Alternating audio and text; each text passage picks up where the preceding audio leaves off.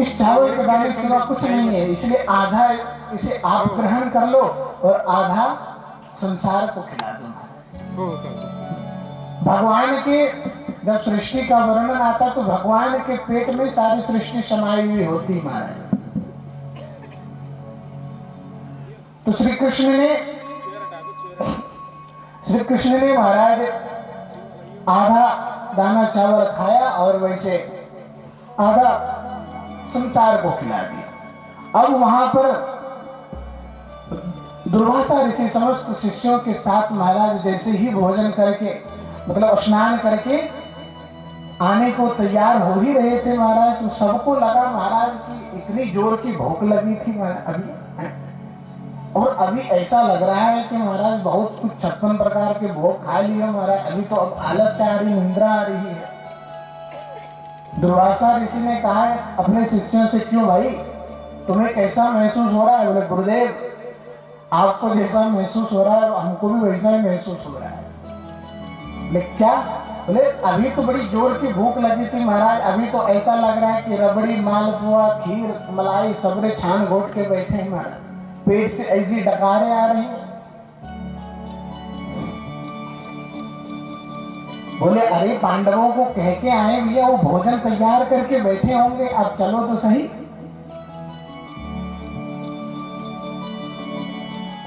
सबरे शिष्यों ने कहा दुर्वासा जी से कि गुरुदेव अभी तो महाराज अब एक बूंद पानी तक अंदर जाने की जगह नहीं है। हाँ आप भोजन की बात करते हो, ऐसा करो महाराज अब तो यहाँ से चुपचाप निकल लो, कोई बुलाने के लिए आ जाए तो फिर क्या करेंगे? बोले हाँ ये बात सही। तो महाराज दुर्वासा ऋषि अपने समस्त शिष्यों संतों महात्माओं के साथ में उधर से ही आगे की ओर प्रस्थान कर गए। वही भगवती कुंती कहती है कि देखिए महाराज आप भयंकर से भयंकर परिस्थितियों में आपने हमारे प्राणों की रक्षा करी, हमारे पुत्रों की प्राणों की रक्षा करी। महाभारत जैसे विशाल युद्ध में आपने हमारे पुत्र अर्जुन की सारथी बनकर के सहायता करी। अब पितामह भीष्म जैसे गुरु द्रोणाचार्य जैसे महाराज जिस सेना के पक्ष में ऐसे ऐसे महारथी खड़े हों उसको कौन हरा सकता है, जिनको इच्छा मृत्यु का वरदान प्राप्त हो। लेकिन आपकी कृपा से महाराज मेरे 5 बच्चे आज सुरक्षित हैं और युद्ध भी जीत चुके हैं। इसीलिए अब हमारे जो ज्येष्ठ हमारा जो पुत्र है युधिष्ठिर वो चक्रवर्ती सम्राट के पद पर विभूषित हो रहा है। और जैसे ही सुख के बादल छाए तो महाराज आप कह दिए कि अब मैं चलता हूं। जैसा कि आप सबों ने कल श्रवण किया था कि भगवती कुंती भगवान से कुछ मांगती है और अंत में दुख को मांगते हैं कि प्रभु दुख ही दे दो, यदि आप हमारे साथ दुख रहने पर ही साथ रहोगे तो हमें दुख ही दे दो, इस सुख का क्या करना है हमको। सुख के माथे सिर पड़ी जो हरि हृदय से जाए, अब बलिहारी हुआ दुख की जो पल पल नाम जपाए। कहते सुख के माथे महाराज, सुख वैसा सुख कौन सा काम का जो हमारे घर में यदि सुख आ जाता है तो सबसे पहले भगवान को ही भूल जाते हैं। किसी सूरदास किसी महाराज कोई सूरदास को किसी अंधे व्यक्ति को यदि दिखने लग जाए तो क्या करता, सबसे पहले वही लाठी को फेंक देता जिससे वो चलता था, जिसके सहारे। वैसे हमारी परिस्थिति होती है कि जैसे ही सुख आया, अभी कोई तरह की कोई समस्या नहीं हमारे जीवन में, तो भगवान को ही भूल जाते हैं।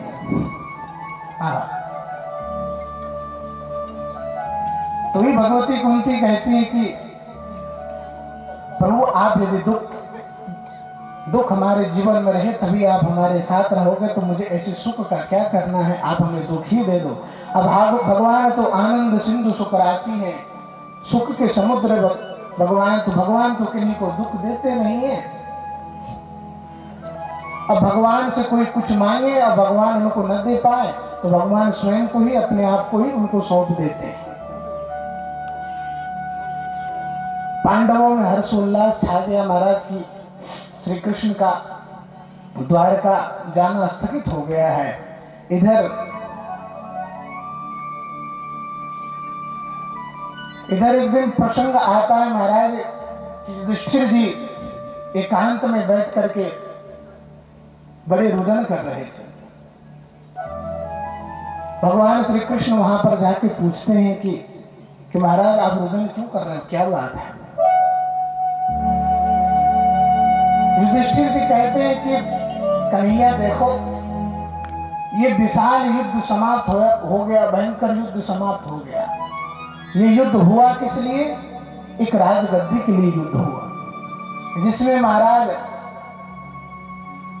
सैकड़ों औरतें, महाराज लाखों औरतें विधवा बन गई, सैकड़ों बच्चे अनाथ हो गए। मैं जिधर भी देखता हूं महाराज तो मुझे अपनों की चीख सुनाई पड़ती है, दिखती। मैं क्या करूं? मैं उस सिंहासन पर बैठता हूं तो मुझे रणभूमि में पड़े अपने सगे संबंधियों के सब नजर आते हैं। अब भगवान ने सोचा भैया अब इनको हम उपदेश करेंगे तो हो सकता है इनके चित्त में न उतरे। तो भगवान ने कहा इनको तो महाराज किसी वयोवृद्ध से ही उपदेश दिलवाना पड़ेगा। हाँ, भगवान ये विचार कर रहे थे तो मध्य रात्रि जैसे हुई तो वो भी भगवान भी महाराज ध्यान कर रहे थे, वो भी उनके आंखों में भी अश्रु की धारा बह रही थी। तो युधिष्ठिर जी ने देखा तो कहा कि भगवान आप किनका ध्यान करते हैं? पूरा संसार आपसे भी ऊपर है क्या कोई? पूरा संसार में तो महाराज जितने भी संसार है, जितने भी बड़े से बड़े भक्त हुए सब आपका ध्यान करते हैं। आप एकांत में किसका ध्यान कर रहे हो? किसको याद करके ये अश्रु की धारा बहा रहे हो? क्या बात है? आपसे भी बड़ा है क्या कोई? तो भगवान कहते हैं कि हाँ भैया हमसे भी बड़ा है कोई। बोले आपसे बड़ा कौन है? बोले हमसे बड़ा तो हमारे भक्त ही है महाराज, जो कुछ भी करवा लेते हैं हमसे प्रेमवश। प्रबल प्रेम के पाले पड़कर प्रभु को नियम बदलते देखा, अपना मान टले टल जाए पर भक्त का मान न टलते देखा। बोले कि मैं तो पितामह भीष्म को याद कर रहा हूं, जो महाराज रणभूमि में बाणों की सैया में महाराज युद्ध से ही पड़े हुए हैं। अब शरीर में उनके एक भी रक्त की बूंद नहीं है, सब निकल चुकी है। लेकिन क्या करें महाराज, उनको इच्छा मृत्यु का वरदान प्राप्त है। इच्छा मृत्यु का वरदान प्राप्त अभी तक उन्होंने प्राण त्यागे नहीं है। मैं तो उनको याद करके रो रहा था। तो युधिष्ठिर जी ने कहा कि चले कल प्रातः काल भीष्म दादा से मिली आवे महाराज, उनके भी दर्शन करिए। बहुत दिन हो गए, युद्ध समाप्त हो गया महाराज, हम युद्ध भी जीत चुके हैं और उनकी कृपा से ही युद्ध जीते। मानो महाराज वो खड़े रहते, उन्होंने अपने इस पराजय की युक्ति यदि हमें नहीं बताई होती तो हम युद्ध जीत ही नहीं पाते। तब जाकर के प्रातः काल होते ही महाराज इधर समस्त पांडवों के साथ आज भगवान श्री कृष्ण रणभूमि में भीष्म पितामह के पास पहुंचते हैं। इधर सदैव देवो भगवान प्रतीक्षताम् कलेवरं यावदिदं हिनोम्यम्। महाराज भगवान की प्रतीक्षा में भीष्म पितामह खड़े हैं। समस्त पांडवों को आकर के आते हुए देखा। पांडवों के पीछे पीछे हमारे कन्हैया आ रहे थे, तो जैसे सब पांडवों ने प्रणाम किया भगवान भीष्म पितामह को। भीष्म पितामह कहते हैं कि अरे भैया अर्जुन, वो तुम्हारा सारथी नहीं आया क्या? वो कहाँ है?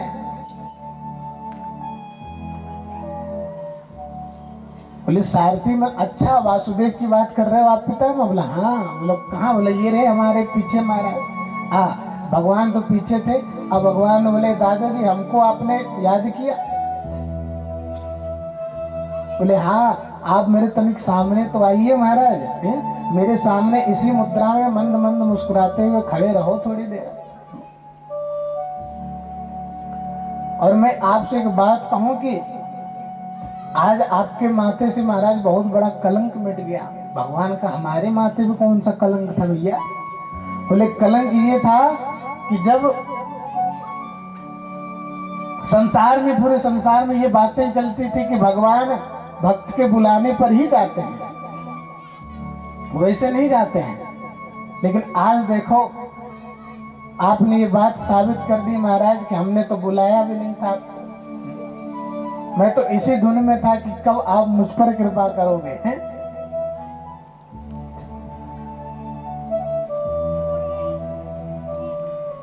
आज आपके माथे से कलंक मिट गया कि आप स्वयं ही कृपा करके हमारे पास आज पधारे हो। आप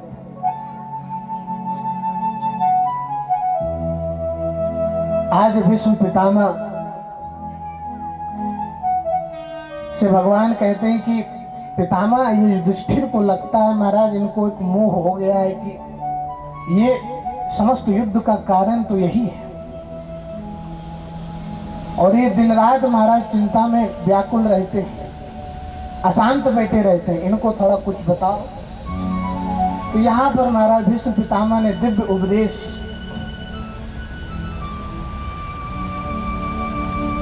युधिष्ठिर को, समस्त पांडवों को दिया है और कहा है कि महाराज उपदेश देकर के अब भगवान से प्रार्थना करते हैं भीष्म पितामह कि भगवान अब मुझे इस पांच भौतिक शरीर को त्याग करने की अनुमति प्रदान करें।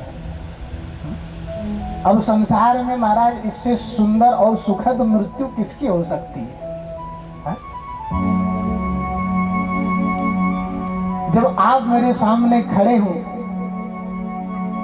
और आपकी छवि को देखते हुए, आपकी सावली सलोनी सूरत को देखते हुए महाराज मैं इस पांच भौतिक कलेवर का त्याग करूं, इससे सुंदर मृत्यु तो संसार में हो ही नहीं सकती किसी की। भगवान से विष्णु पितामह प्रार्थना करने लगे और विष्णु पितामह कहते हैं कि प्रभु,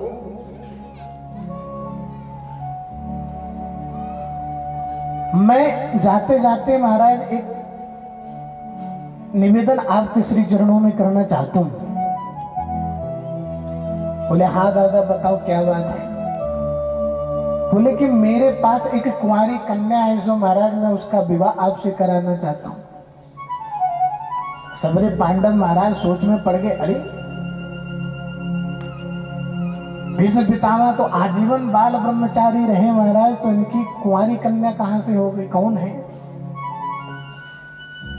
तब जाके भीष्म पितामह कहते महाराज हमारी जो मति, हमारी जो बुद्धि है महाराज,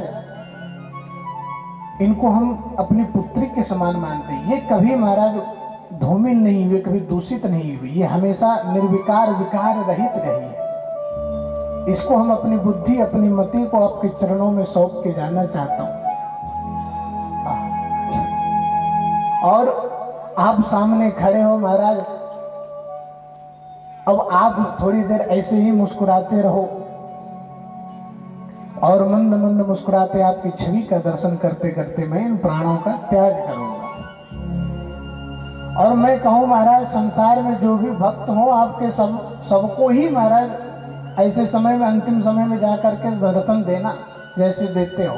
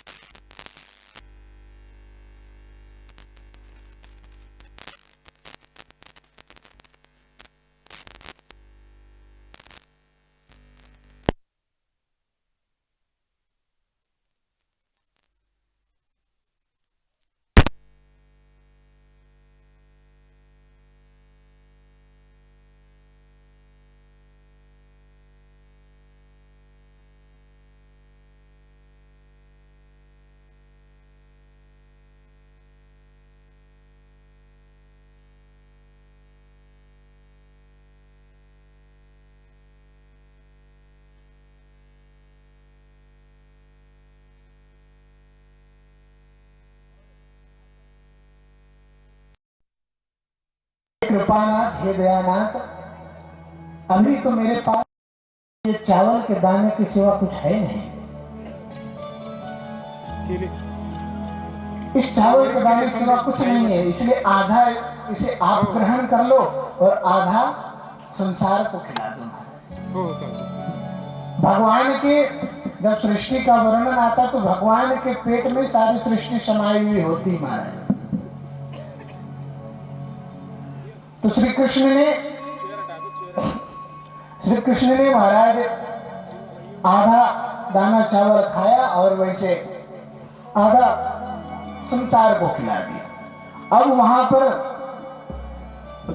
दुर्वासा ऋषि समस्त शिष्यों के साथ महाराज जैसे ही भोजन करके मतलब स्नान करके आने को तैयार हो ही रहे थे महाराज, तो सबको लगा महाराज की इतनी जोर की भूख लगी थी अभी, और अभी ऐसा लग रहा है कि महाराज बहुत कुछ 56 प्रकार के भोग खा लिए महाराज, अभी तो अब आलस्य आ रही, निंद्रा आ रही है।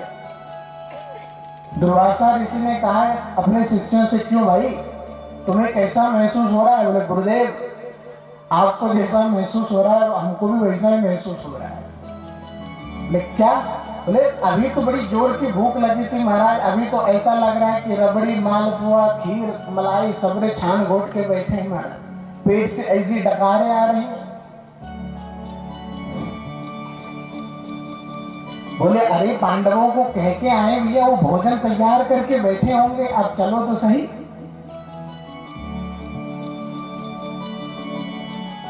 सबरे शिष्यों ने कहा दुर्वासा जी से कि गुरुदेव अभी तो महाराज अब एक बूंद पानी तक अंदर जाने की जगह नहीं है, हाँ आप भोजन की बात करते हो, ऐसा करो महाराज अब तो यहाँ से चुपचाप निकल लो, कोई बुलाने के लिए आ जाए तो फिर क्या करेंगे? बोले हाँ ये बात सही। तो महाराज दुर्वासा ऋषि अपने समस्त शिष्यों संतों महात्माओं के साथ में उधर से ही आगे की ओर प्रस्थान कर गए। वही भगवती कुंती कहती है कि देखिए महाराज आप भयंकर से भयंकर परिस्थितियों में आपने हमारे प्राणों की रक्षा करी, हमारे पुत्रों की प्राणों की रक्षा करी। महाभारत जैसे विशाल युद्ध में आपने हमारे पुत्र अर्जुन की सारथी बनकर के सहायता करी। अब पितामह भीष्म जैसे गुरु द्रोणाचार्य जैसे महाराज जिस सेना के पक्ष में ऐसे ऐसे महारथी खड़े हों उसको कौन हरा सकता है, जिनको इच्छा मृत्यु का वरदान प्राप्त हो। लेकिन आपकी कृपा से महाराज मेरे 5 बच्चे आज सुरक्षित हैं और युद्ध भी जीत चुके हैं। इसीलिए अब हमारे जो ज्येष्ठ हमारा जो पुत्र है युधिष्ठिर, वो चक्रवर्ती सम्राट के पद पर विभूषित हो रहा है। और जैसे ही सुख के बादल छाए तो महाराज आप कह दिए कि अब मैं चलता हूं।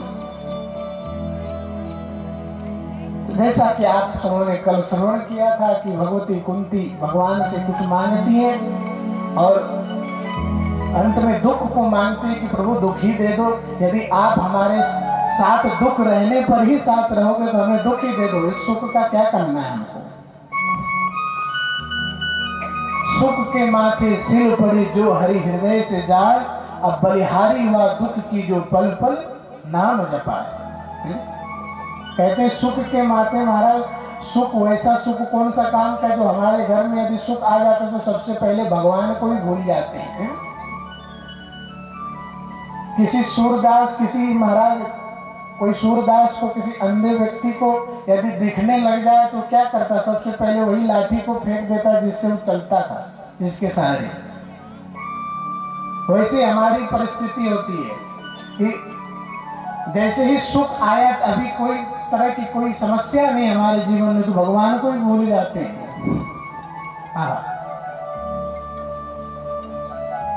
तो ही भगवती कुंती कहती है कि प्रभु आप यदि दुख हमारे जीवन में रहे तभी आप हमारे साथ रहोगे, तो मुझे ऐसे सुख का क्या करना है, आप हमें दुख ही दे दो। अब भगवान तो आनंद सिंधु सुख राशि है, सुख के समुद्र भगवान, तो भगवान तो किन्हीं को दुख देते नहीं है। अब भगवान से कोई कुछ मांगे और भगवान उनको न दे पाए तो भगवान स्वयं को ही, अपने आप को ही उनको सौंप देते हैं। पांडवों में हर्षोल्लास छा गया महाराज की श्री कृष्ण का द्वारका जाना स्थगित हो गया है। इधर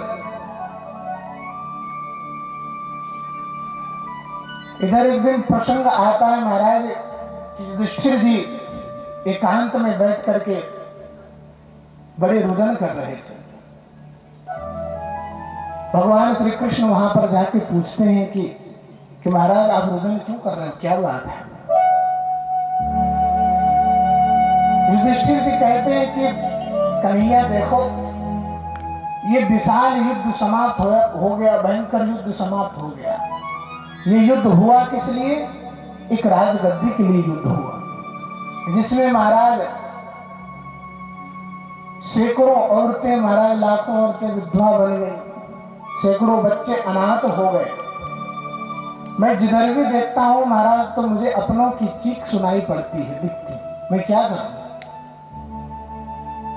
मैं उस सिंहासन पर बैठता हूं तो मुझे रणभूमि में पड़े अपने सगे संबंधियों के सब नजर आते हैं। अब भगवान ने सोचा भैया अब इनको हम उपदेश करेंगे तो हो सकता है इनके चित्त में न उतरे।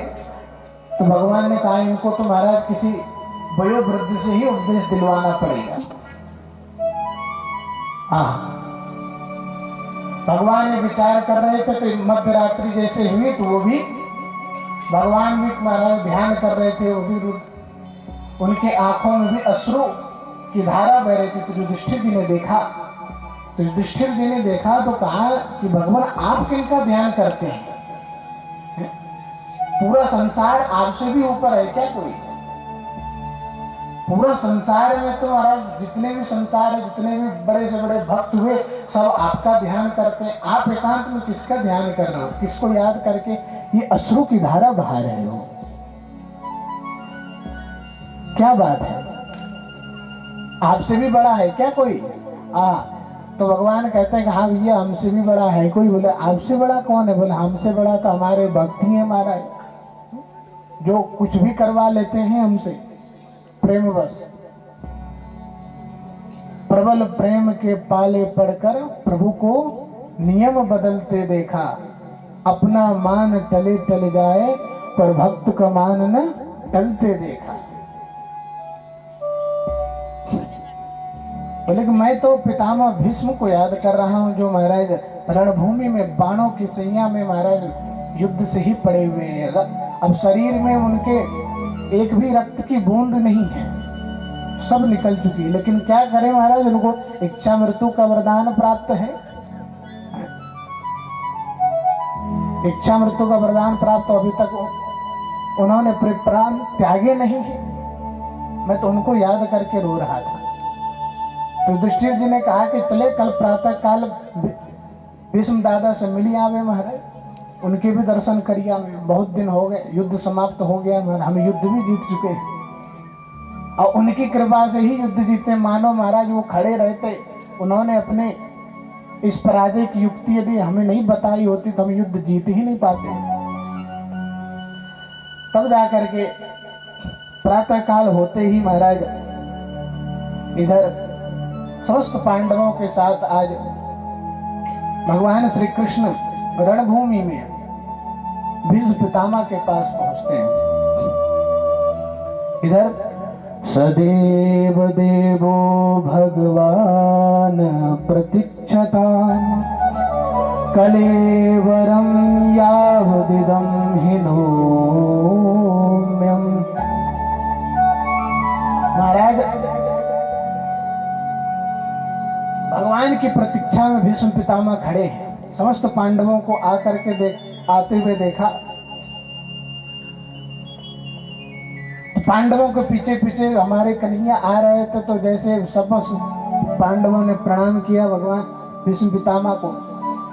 भीष्म पितामह कहते हैं कि अरे भैया अर्जुन, वो तुम्हारा सारथी नहीं आया क्या? वो कहाँ है?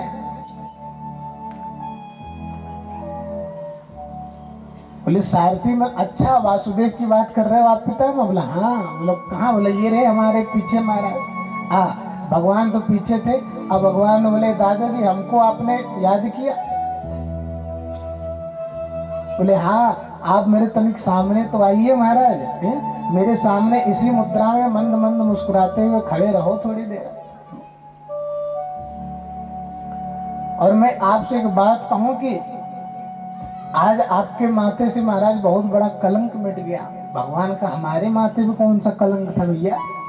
बोले कलंक ये था कि जब संसार में, पूरे संसार में ये बातें चलती थी कि भगवान भक्त के बुलाने पर ही जाते हैं, वैसे नहीं जाते हैं। लेकिन आज देखो आपने ये बात साबित कर दी महाराज कि हमने तो बुलाया भी नहीं था। मैं तो इसी धुन में था कि कब आप मुझ पर कृपा करोगे, हैं?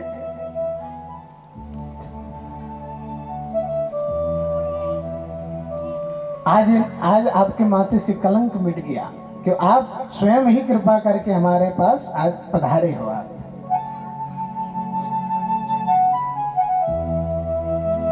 आज विष्णु पितामह से भगवान कहते हैं कि पितामह, ये युधिष्ठिर को लगता है महाराज इनको एक मोह हो गया है कि ये समस्त युद्ध का कारण तो यही है, और ये दिन रात महाराज चिंता में व्याकुल रहते हैं, अशांत बैठे रहते हैं, इनको थोड़ा कुछ बताओ। तो यहाँ पर महाराज भीष्म पितामह ने दिव्य उपदेश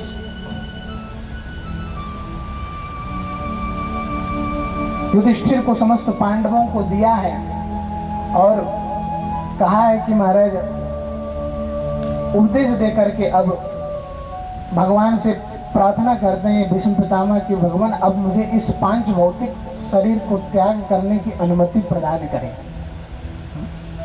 अब संसार में महाराज इससे सुंदर और सुखद मृत्यु किसकी हो सकती है? जब आप मेरे सामने खड़े हो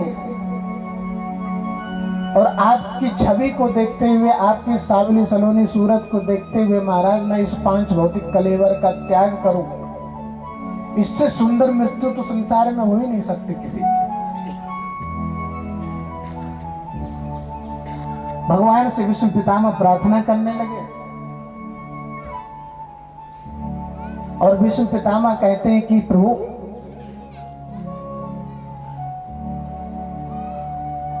मैं जाते जाते महाराज एक निवेदन आपके श्री चरणों में करना चाहता हूं। बोले हाँ दादा बताओ क्या बात है? बोले कि मेरे पास एक कुंवारी कन्या है जो महाराज मैं उसका विवाह आपसे कराना चाहता हूं। सबरे पांडव महाराज सोच में पड़ गए, अरे भीष्म पितामह तो आजीवन बाल ब्रह्मचारी रहे महाराज, तो इनकी कुंवारी कन्या कहां से हो गई, कौन है? तब जाके भीष्म पितामह कहते महाराज हमारी जो मति, हमारी जो बुद्धि है महाराज, इनको हम अपनी पुत्री के समान मानते हैं। ये कभी महाराज धूमिल नहीं हुए, कभी दूषित नहीं हुई, ये हमेशा निर्विकार विकार रहित रही है। इसको हम अपनी बुद्धि, अपनी मति को आपके चरणों में सौंप के जाना चाहता हूं। और आप सामने खड़े हो महाराज, अब आप थोड़ी देर ऐसे ही मुस्कुराते रहो और मंद मंद मुस्कुराते आपकी छवि का दर्शन करते करते मैं इन प्राणों का त्याग करूंगा। और मैं कहूं महाराज संसार में जो भी भक्त हो आपके सबको ही महाराज ऐसे समय में, अंतिम समय में जाकर के दर्शन देना जैसे देते हो। तो यहाँ पर दिव्य भीष्म पितामह की महाराज उन्होंने प्रार्थना करी है, कितना तुक न स्वामी जब प्राण तन से निकले, इतना तुक न स्वामी जब प्राण तन से निकले, गोविंद नाम लेकर, गोविंद नाम ले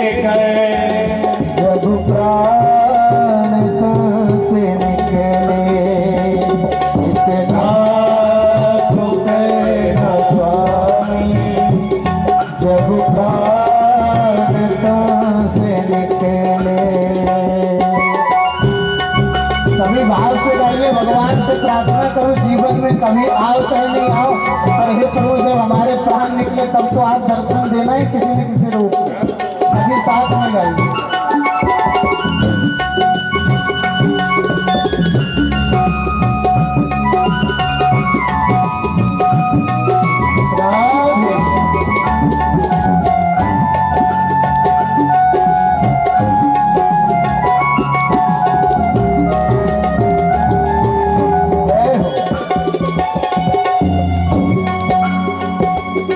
जब प्राण कंठ आवे कोई रोग ना सतावे, जब प्राण कंठ आवे कोई रोग ना सतावे, जब प्राण कंठ आवे कोई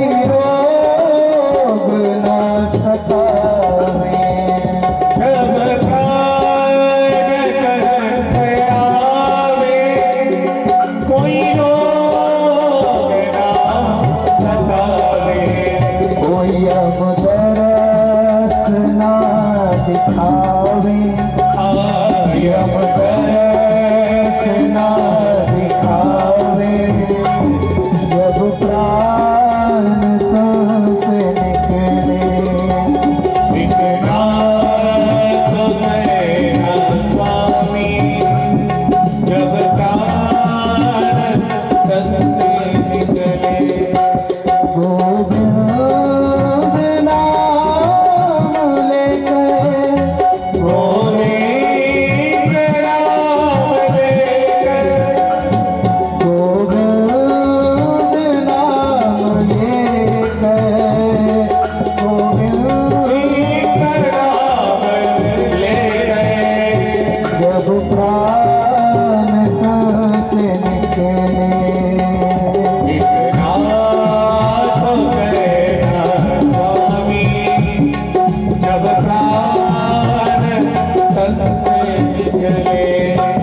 उस वक्त जल्दी आना नहीं श्याम भूल जाना, उस वक्त जल्दी आना नहीं श्याम भूल जाना, मुरली मधुर बजाना, जब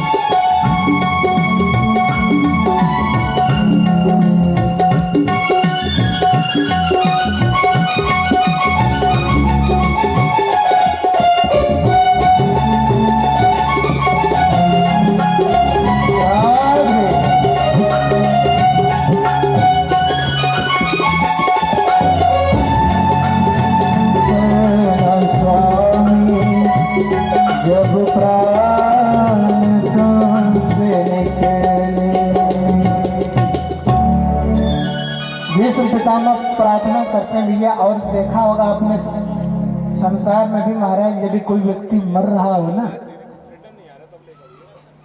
उसे 1000 बार कहो महाराज कि राम राम करो, भगवान का नाम लो, पर उसे अंतिम में किसकी याद आती है? मर भी रहे महाराज तो फिर भी सगे संबंधियों की याद आती है, नाती पोतों की याद आती, कोई मिलने आ जावे महाराज, है कि नहीं भैया? एक वृद्ध आदमी मर रहे थे, अब उनको बड़ी थी कफ की समस्या महाराज, सालों से बेड में पड़े हुए थे।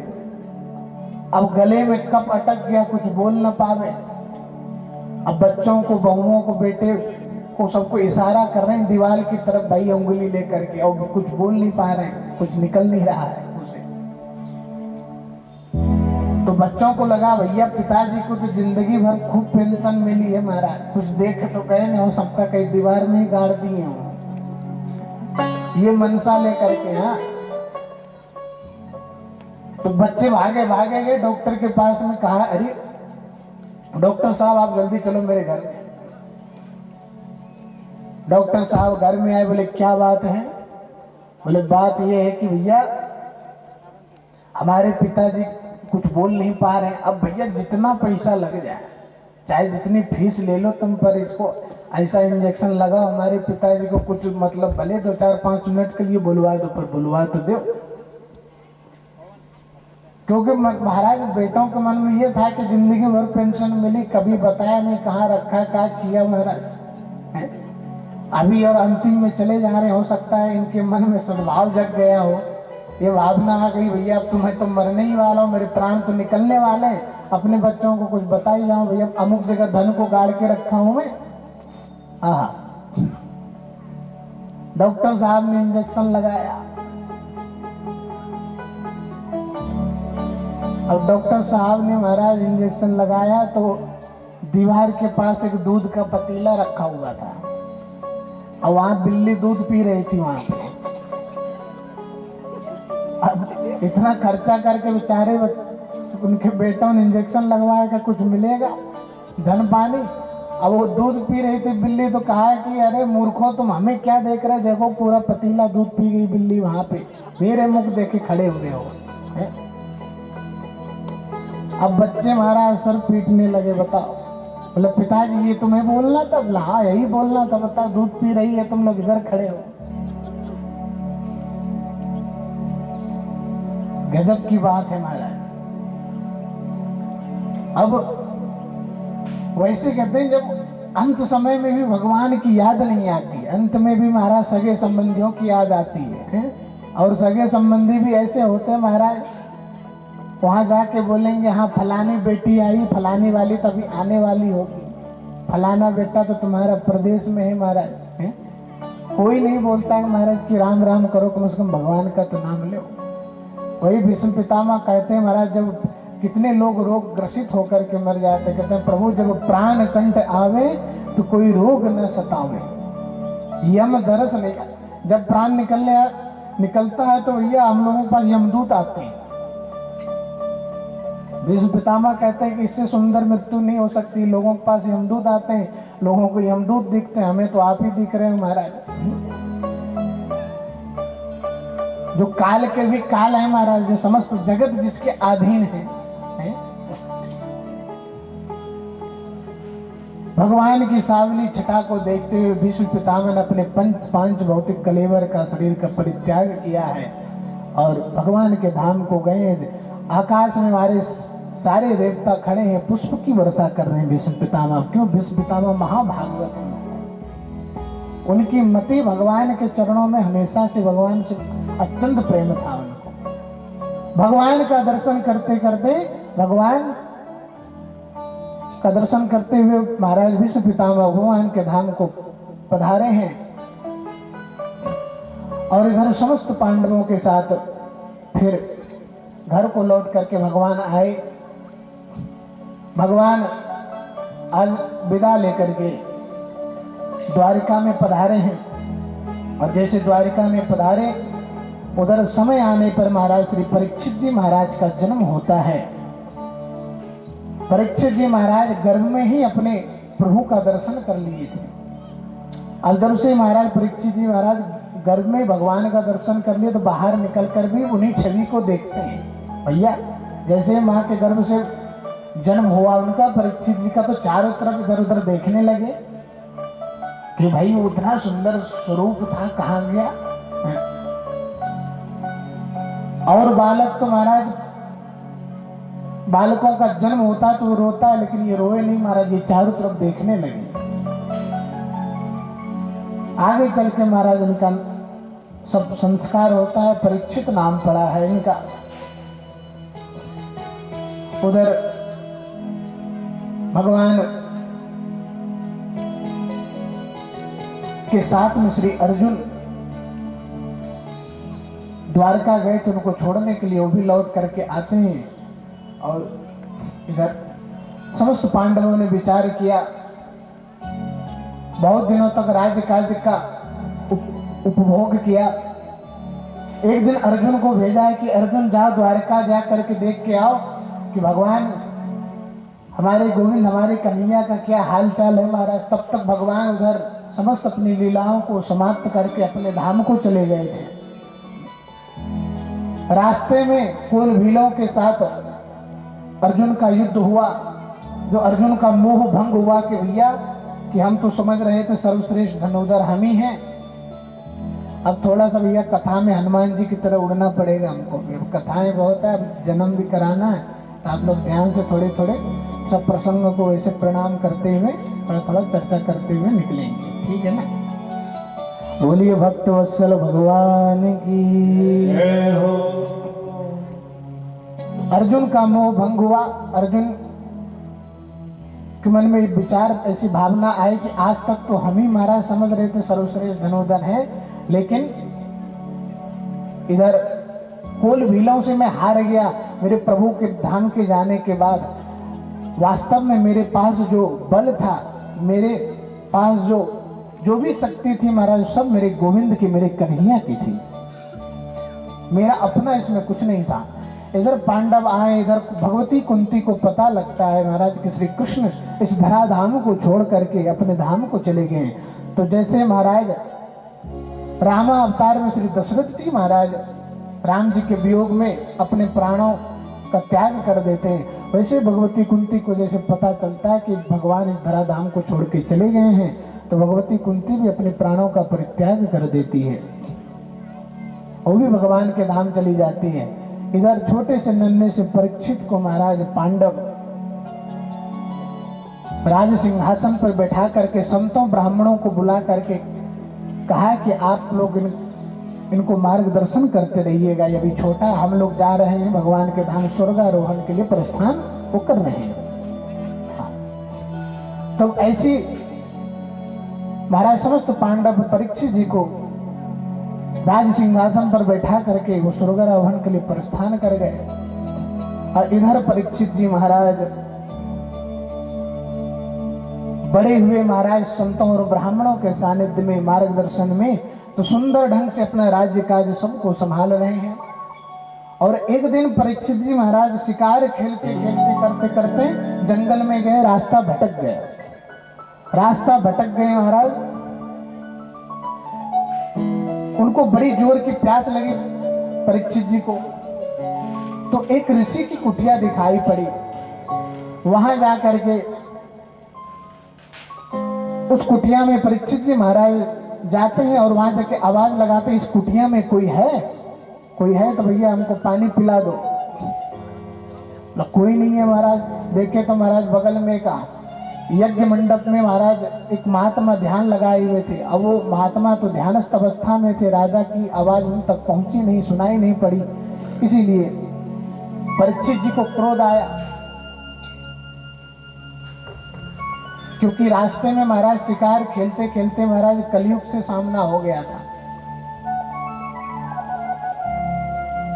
जैसे शिकार करते करते आए तो देखा है कि महाराज भयंकर काला कलूटा एक पुरुष जो महाराज वो एक गाय और एक ऋषभ बैल के ऊपर महाराज प्रहार कर रहा है।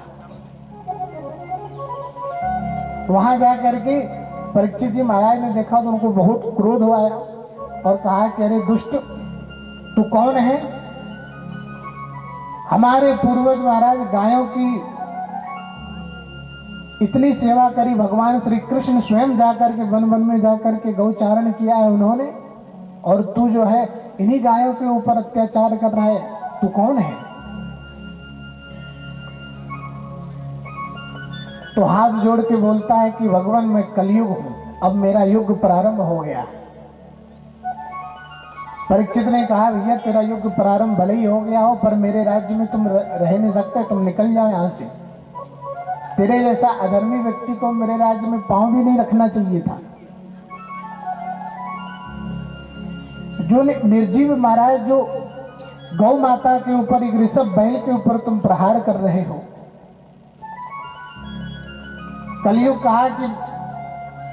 कलयुग ने कहा कि भगवान आपका राज्य तो इस पूरे धराधाम पे है, इस पूरे भूमंडल के इस समय अधिपति चक्रवर्ती सम्राट आप हैं, मैं कहाँ जाऊंगा, मैं क्या करूं। परीक्षित ने कहा भैया तुम जहां जाओ हमें उससे कोई लेना देना नहीं है, पर तुम्हारे जैसा दुष्ट दुराचारी पुरुष हमारे इस राज्य में नहीं रह सकता है। बहुत याचना करने पर महाराज परीक्षित जी ने कलयुग को 4 स्थान बताए हैं रहने के लिए महाराज, जहां पर स्त्री लंपट पुरुष रहता हो, जुआ खेला जाता हो, इत्यादि इत्यादि। वहां पे सुंदर संवाद कलयुग और परीक्षित का होता है। कलयुग को परीक्षित जी ने 4 ऐसे स्थान रहने को दिए महाराज। तो कलयुग कहता है कि भैया परीक्षित जी हमारे में महाराज बहुत एक बढ़िया गुण भी है। बोले क्या गुण है महाराज? बोले और युगों में महाराज, सतयुग त्रेता द्वापर युगों में जो फल बड़े बड़े यज्ञ करने से, बड़े बड़े धार्मिक अनुष्ठान करने से मिलते थे, वो फल महाराज कलयुग में केवल भगवान के नामों के, भगवान के कीर्तन करने मात्र से ही मिल जाते हैं।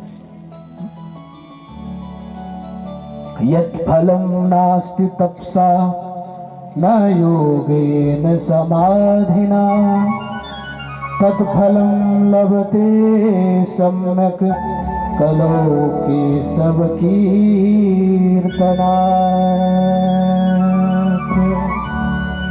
इसी बात को महाराज गोस्वामी तुलसीदास जी रामचरितमानस में कहते हैं कि कलयुग समयुग आन नहीं, जो नर कर विश्वास, गाय राम गुण गण विमल, भव कर है विनय ही प्रयास। महाराज द्वापर युग में जो फल भगवान की तपस्या करने से, हजारों वर्षों से जो ऋषि महात्मा तपस्या करते थे भगवान के दर्शन करने के लिए, फिर भी दर्शन नहीं होता था। हजारों हजार बार यज्ञ कर लेते थे महात्मा, फिर भी उस यज्ञों का जो फल प्राप्त होता तो भगवान कलयुग कहता कि मेरे इस युग में महाराज भगवान के नाम उच्चारण से ही वो फल मिल जाता है। भगवान के नाम की महिमा इतनी बड़ी है। तो परीक्षित जी ने सोचा भैया ये गुण तो तुम्हारे अंदर यार बहुत बढ़िया है, क्योंकि भाई त्रेता द्वापर युगों में भगवान का भजन करने के लिए बड़े बड़े अनुष्ठान करने पड़ते थे, भगवान को पाने के लिए बड़े बड़े यज्ञ करने पड़ते थे। अब कलयुग में करना कुछ नहीं महाराज, सदाचार अपनाओ, अभक्ष भोजन मत करो, मांस मदिरा का भक्षण मत करो, अपना कल्याण चाहते हो तो और सीधे सीधे महाराज बैठे बैठे राम कृष्ण हरि राम कृष्ण हरि राम कृष्ण हरि का जब करो महाराज, उसमें ही भगवान आ जाते हैं। मन क्रम वचन छाड़ी चतुराई, मन और क्रम वचन से सब चीज से महाराज चतुराई को छोड़ करके एक भगवत नाम का आश्रय को आप ग्रहण करिए। आपको कहीं महाराज तपस्या करने की जरूरत नहीं है, कहीं जाने की जरूरत नहीं है, केवल भगवान के चरणों में, भगवान के नाम में मन को लगा लो। जो फल महाराज त्रेता द्वापर में यज्ञ आदि करने से जो फल प्राप्त होता था, वो फल स्वयं सहज भगवान के नाम कीर्तन करने से, नाम जब से ही इस कलयुग में प्राप्त हो जाता है। परीक्षित जी को ये गुण बड़ा अच्छा लगा। कलयुग ने कहा कि महाराज यदि एक गुण हमको, हमारा आपको बढ़िया लगा तो महाराज एक तो कोई अच्छा स्थान दे दो रहने को। तो कलयुग से कहा परीक्षित ने कि भैया जा तेरा स्वर्ण में भी वास होगा, अब कलयुग को स्वर्ण में भी बांस दे दिया है। अब एक तरफ तो भगवान गीता में कहते हैं कि भैया स्वर्ण में तो मेरा वास होता है, और दूसरी तरफ इधर परीक्षित जी कह रहे हैं कि स्वर्ण में तो कलयुग का वास होता है। तो भैया जो ईमानदारी पूर्वक परिश्रम पूर्वक कमाया हुआ जो स्वर्ण सोना धन होता है उसमें तो महाराज साक्षात श्री कृष्ण ही निवास करते हैं। जो छल कपट से कमाया हुआ धन होता है ना उसमें कलयुग ही निवास करता है। क्यों महाराज? जैसे कोई व्यक्ति जुआ खेलता है, देखो अब जुआ खेलता तो महाराज कभी जीतता है कभी हारता है। अब जुआ खेलने वाला व्यक्ति यदि हार जाए तो महाराज उसमें तो उसको नुकसान तो है ही है, लेकिन वो जीत जाए तो उससे ज्यादा उसको नुकसान है। पर वो इस बात को समझ नहीं सकता। कैसे? क्योंकि भाई आप देखिए बहुत दिन रात परिश्रम करके जो खून पसीना बहा करके महाराज जो धन कमाते हैं उसके प्रति हमारी महत्व बुद्धि होती है। उस धन को हम जानते हैं भैया ये धन हमारे सालों की मेहनत से कमाया हुआ ये धन है, तो आप क्या करते हैं उसको सोच विचार कर कहीं पर खर्च करते हैं। लेकिन भैया जो जुए में इकट्ठे किसी के पास ऐसे खेल के जो धन आ जाता है उसके प्रति उसका महत्व बुद्धि तो होता नहीं है। होता है यार ये तो जुए में ही आया हुआ है, चलो इसको उड़ाओ महाराज। तो फिर वही होता है वो व्यक्ति अधर्मी हो जाता है, क्योंकि उस धन के प्रति महत्व बुद्धि नहीं होता। हार गया तो महाराज किस चीज से क्या करेगा? हार गया तो हार ही गया, लेकिन जीत जाता है तो वो और ज्यादा नुकसानदायी होता है।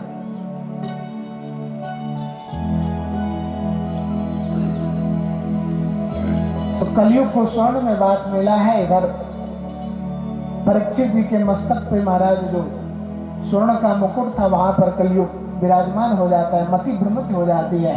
और इसी की कुटिया में जाकर के महाराज परीक्षित जी महाराज प्यास से व्याकुल होकर के आवाज लगाते हैं कि इस कुटिया में कोई है, मुझे जल पिलाएगा। तो देखते हैं महात्मा बैठे हैं समाधिस्थ होकर के।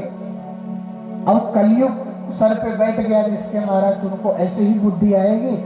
तो परीक्षित जी ने कहा कि ये महात्मा की समाधि है महाराज, ये नकली समाधि है, वास्तविक समाधि नहीं है। कहीं राजा हमको आते देख करके महाराज भ्रम पाखंड कर रही है? नहीं, बताओ, झूठ मूठ की समाधि लगा बैठे हैं, ऐसा थोड़े होता है।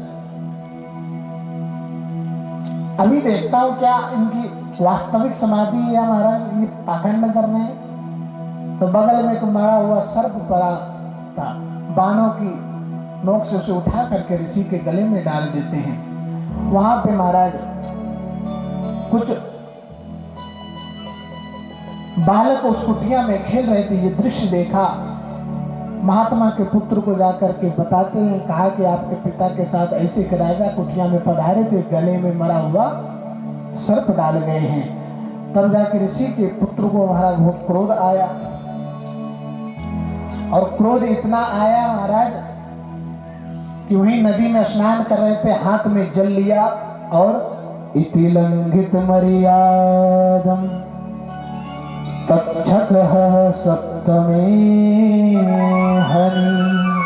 महाराज जो इस मर्यादा का उल्लंघन किया, जिस राजा ने उसे मैं श्राप देता हूं, आज से उसको महाराज 7वें दिन एक तक्षक नाग आएगा, वो डस करके उसकी मृत्यु हो जाएगी। इति लंघित मर्यादम तक्षक सप्तमे हनि। महाराज ऐसा भयंकर श्राप दे डाला है। और जैसे ही कुटिया में ऋषि पुत्र आते हैं, श्री समीक जी महाराज ऋषि की समाधि खुलती है, कहते हैं कि अरे आप लोग रो क्यों रहे हो? तो समस्त बालकों ने वृत्तांत सुनाया कि एक राजा ऐसे हमारी कुटिया में आए थे, जो आपके गुरुदेव आपके गले में, आप समाधिस्थ अवस्था में थे, आपके गले में मरा हुआ सर्प डाल करके चले गए हैं। उन्होंने महाराज श्राप दे दिया है। ऋषि ने समाधिस्थ होकर के देखा, अरे ये तो राजा परीक्षित थे महाराज, जो बड़ा ही धर्मात्मा राजा थे।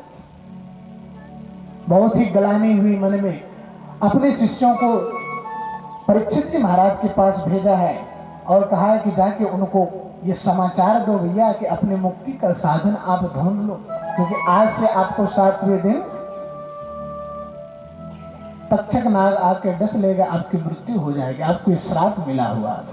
इधर श्री महाराज परीक्षित जी महाराज जैसे राजभवन में पहुंचते हैं, अपने मस्तक पर से मुकुट को उतारते हैं, वैसे ही महाराज सारा वृत्तांत याद आ जाता है। अरे हमसे कितना बड़ा अपराध हो गया महाराज, हमारे पूर्वजों ने इतनी संतों महात्माओं ऋषियों की सेवा करी है, अब मैं एक अभागा, हमारी बुद्धि कैसे इतनी धूमिल हो गई महाराज कि हम एक ऋषि के गले में मरा हुआ सर्प डाल करके चले आए। अब मुझे दंड कौन देगा, मैं तो इस पृथ्वी का महाराज चक्रवर्ती सम्राट हूँ, मैं ही शासन कर रहा हूँ। अभी इतनी गलानी परीक्षित के मन में हो ही रहे थे, तब तक ऋषि कुमार वहां पर सब पहुंचते हैं और कहते हैं महाराज ऐसी ऐसी घटना घटी है, आपको 7 दिन में मरने का श्राप लगा है, अब आप अपनी मुक्ति का साधन ढूंढ लो कोई महाराज। अब विचार करने योग्य बात है महाराज, देखो हम लोगों को भी 7 दिन में ही मरना होता है, 8वां दिन तो कोई होता नहीं है। परीक्षित जी के मन में लेस मात्र भी दुख नहीं हुआ और उन्होंने कहा कि मैं तो ये सोच ही रहा था मुझे कौन दंडित करेगा, लेकिन धन्य हो महात्मा। अच्छा, महात्मा के श्राप भी महाराज जो होते हैं ना वो भी भगवान से मिला देते हैं, महात्मा यदि क्रोध भी करते हैं तो भगवान से मिला देते हैं, आप जितने देखो। इसी बात को महाराज भगवती अहल्या रामायण में रामचरितमानस में कहते हैं कि मुनि श्राप जो दीन्हा अति भल कीन्हा, अपरम अनुग्रह मैं माना। मुनि श्राप जो दीना अति बल कीना, परम अनुग्रह मैं माना। क्यों महाराज, भगवती अहल्या को श्राप लगा तो राम जी स्वयं उनको जाकर के अपने चरण उनके मस्तक पर रखा है। अगर महात्मा श्राप नहीं देते महाराज तो क्या राम जी के पास जाते? नहीं जाते, कभी नहीं जाते। इसीलिए कहते हैं कि महात्माओं का श्राप, महात्माओं का क्रोध भी जो सिद्ध महापुरुषों को भी वरदान का काम कर देती है महाराज, वो भी भगवान से मिला देते हैं। आज परीक्षित जी के मन में विचार आ रहा है कि नहीं नहीं, मेरे ऊपर महात्मा ने क्रोध नहीं किया है, मेरे ऊपर महात्मा ने तो कृपा करी है महाराज। अरे लोगों को तो 1 मिनट का ही पता नहीं होता है,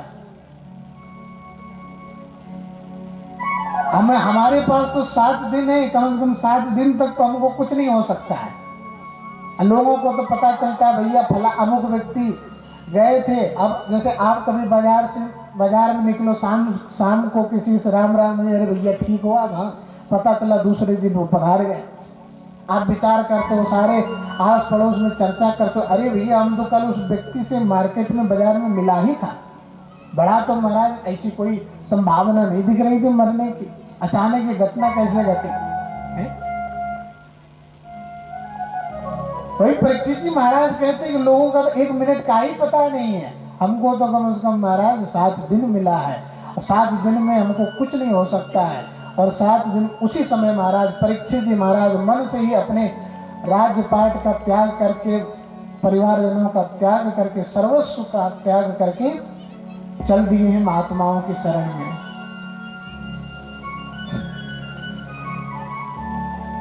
जा करके गंगा किनारे बैठे हैं। जब बड़े बड़े महर्षि उस काल में हुए महाराज, अत्रि वशिष्ठ च्यवन ऋषि, सबको पता चला अरे हमारे सम्राट को तो श्राप लग गया है महाराज मरने का। सारे सिद्ध महात्मा परीक्षित जी महाराज के पास आकर के कहते हैं महाराज कि आपके विषय में जो सुना वो बड़ा दुखद है, पर अब आप क्या करेंगे। तो परीक्षित जी महाराज कहते हैं कि हे प्रभु, आप सब भगवत भक्त हो, आप सब कृपा करके हमारे ऊपर दर्शन करने के लिए पधारे हैं, दर्शन देने के लिए। तो आप सब ये बताइए कि महाराज हमको 7 दिन में मरने का श्राप मिला है, तो मैं क्या करूं, मैं अब मुझे क्या करना चाहिए। कोई निर्णय नहीं हो पा रहा था। किसी ने कहा यज्ञ करो, किसी ने कहा तप करो, किसी ने कहा दान करो महाराज, किसी ने कहा जप करो, इस मंत्र का जप करो, उस मंत्र का जप करो, लेकिन कोई निर्णय नहीं मिल पा रहा था।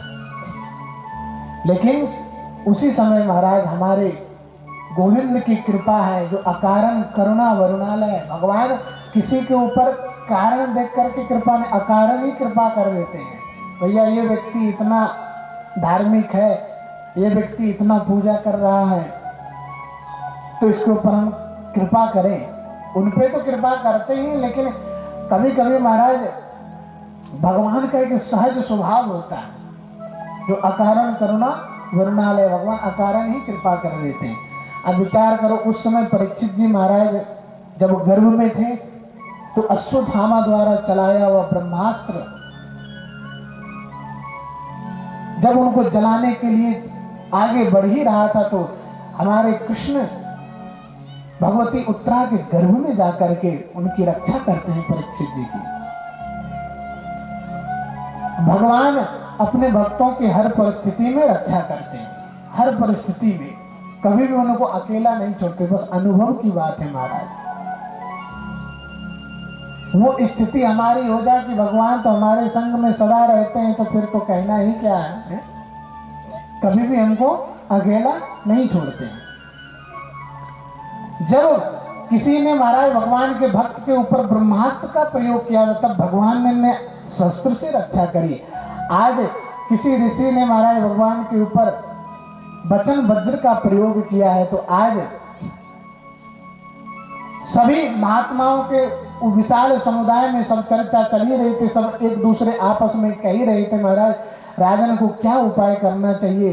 कोई कह रहा था यज्ञ करो, तप करो, दान करो, जप करो। महाराज कोई निर्णय, एक ठोस निर्णय नहीं मिल पा रहा था।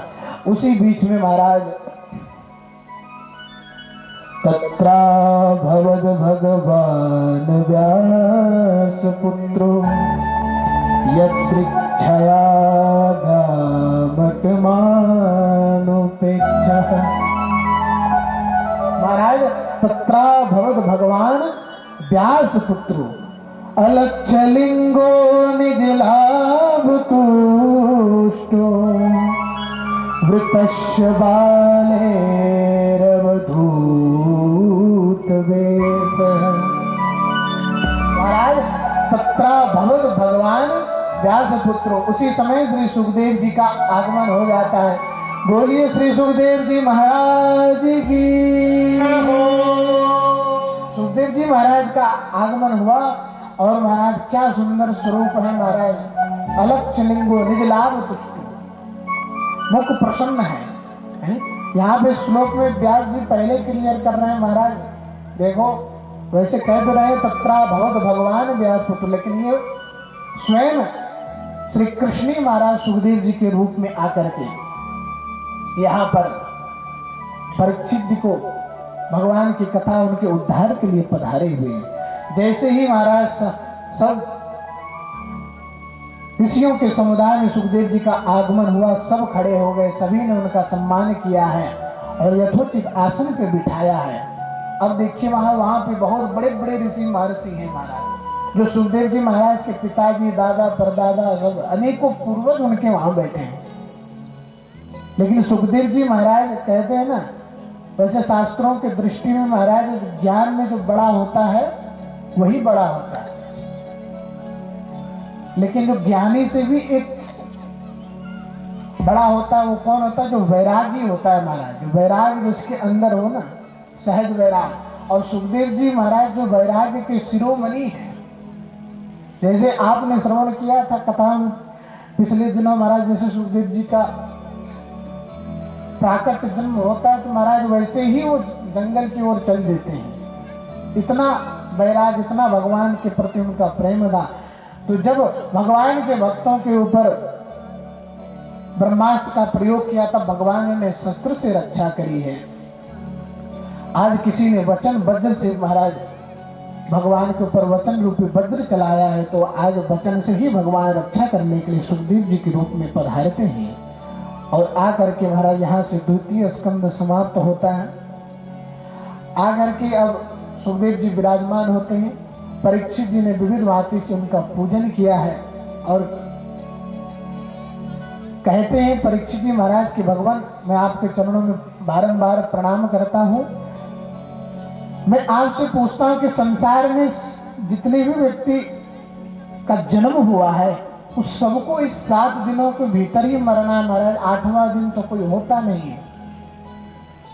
महाराज तो 7 दिनों के भीतर मरने वाले व्यक्ति को कौन सा उपाय करना चाहिए, क्या करना चाहिए, ऐसी कौन सी साधना करनी चाहिए?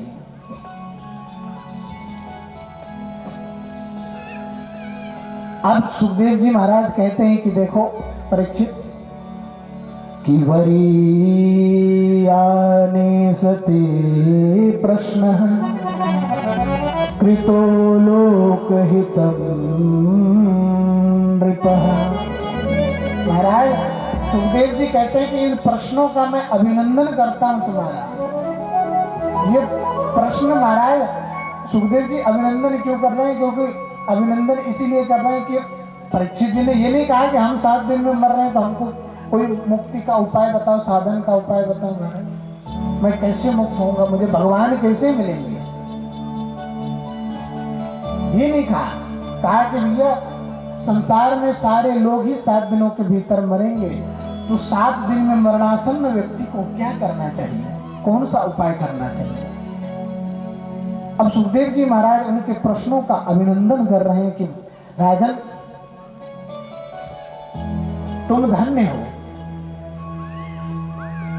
संसार में किसी व्यक्ति को पता चल जाए महाराज कि हमको इस दिन मरना है, उस दिन हमारी मृत्यु हो जाएगी, वो व्यक्ति महाराज उस दिन से पहले ही आधा मर जाता है, सोच करके। अब उसका विवेक शून्य हो जाता है, बुद्धि शून्य हो जाती है उसकी। महाराज इसीलिए सुखदेव जी महाराज कहते हैं कि आप धन्य हो राजन, जो आप कह रहे हो महाराज ये लोक हित, जो समस्त लोग के हित के लिए ये प्रश्न है, क्योंकि सब लोगों को 7 दिन में ही मरना है, सब लोगों को 7 दिन में ही मरना है महाराज। देखिए किसी के जीवन में यदि भक्ति, किसी को मुक्ति चाहिए होती ना, तो मरने के बाद मुक्ति भगवान से मिलाती है। या कोई चाहता है तो हमें भक्ति मुक्ति मिले, तो भक्ति और मुक्ति की यही विशेषता है कि आपके जीवन में यदि मुक्ति की चाह है तो आप साधना करो, भजन करो। जब आपका ये 5 भौतिक शरीर त्याग करके आप जब जाओगे तो भगवान का धाम तो मिल ही जाएगा, लेकिन आपके यदि जीवन में भक्ति प्रवेश कर गई ना, तो भगवान जीते जी इसी शरीर में मिल जाते हैं। भक्ति मुक्ति की यही विशेषता है। आपके महाराष्ट्र की श्री जनाबाई जी का चरित्र आप लोग जानते होंगे। जब वो चक्की पीसती थी ना, तो क्या है, वो कुछ गाती रहती थी, वो भगवान को सुनाती। जो श्री नामदेव जी महाराज अभंग लिखते थे, उन्हीं अभंगों को गाती रहती थी, वो भी भगवान को सुनाती रहती थी, सेवा करती थी, भगवान के नाम का कीर्तन करती रहती थी, वो चक्की पीसती रहती थी जनाबाई। लेकिन जैसे ही भगवान श्री विठलनाथ को जनाबाई की महाराज वो कीर्तन सुनने में बड़ा आनंद आता था। तो एक दिन रात्रि के समय श्री जनाबाई जी चक्की पीस रहे थे, तो विठलनाथ भगवान आ गए उनके पास में और कहते अरे जना तो रुक तो सही, तू पहले गा तो ले, जो कीर्तन गा रही है कम से कम तेरा स्वर, मुझे तेरा ये जो स्वर है ना मुझे बहुत प्रिय लगता है, तेरा जो कीर्तन तेरे मुख से होता है मुझे बहुत प्रिय लगता है, तो पहले गा तो ले। अब जनाबाई कहे कि अरे विठलनाथ प्रभु मैं करूं तो करूं क्या, सुबह नामदेव जी महाराज उनके सारे सहयोगी गण भोजन प्रसाद करेंगे, उसके लिए महाराज चक्की चला रही हूँ, सामग्री तैयार कर रही हूँ, अगर नहीं करूंगी तो महाराज सुबह वो लोग प्रसाद में पाएंगे क्या।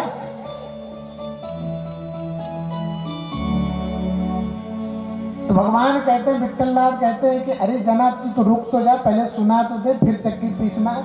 जनाबाई कहते कि नहीं अभी थोड़ी तो बची, अभी आपको सुनना है तो महाराज आप भी थोड़ा हाथ बटाओ मेरे साथ में, आप भी हाथ बटाओ, सुनना है आपको। तो भगवान कहते जब तू साथ साथ में गाती है ना तो चक्की की आवाज ज्यादा आती, तेरे स्वर में महाराज अच्छे से कान में जाते ही नहीं है, चक्की की आवाज बहुत ज्यादा आती है, इसीलिए मैं चाहता हूँ तो चक्की को कुछ देर के लिए बंद करो, तू गा। जनाबाई कहती है कि नहीं अब थोड़ी सी बची है, अब मैं ठहरी महाराज वृद्ध अब मैं धीरे धीरे ही ना पीसूंगी, यदि आपको जल्दी पड़ी तो आप सहयोग करवाओ, करवाओ सहयोग। अब भगवान विठलनाथ देखिए भगत के बस में है, भगवान भक्त के लिए क्या क्या नहीं करते, सब कुछ करते। तो प्रभु भी महाराज जनाबाई के साथ चक्की पीसने लगे हैं, करने लगे भैया चलो। अब भगवान इतने सारे आभूषण पहने हुए रहते हैं, इतने सारे गहने पहने हुए रहते हैं। अब जैसे ही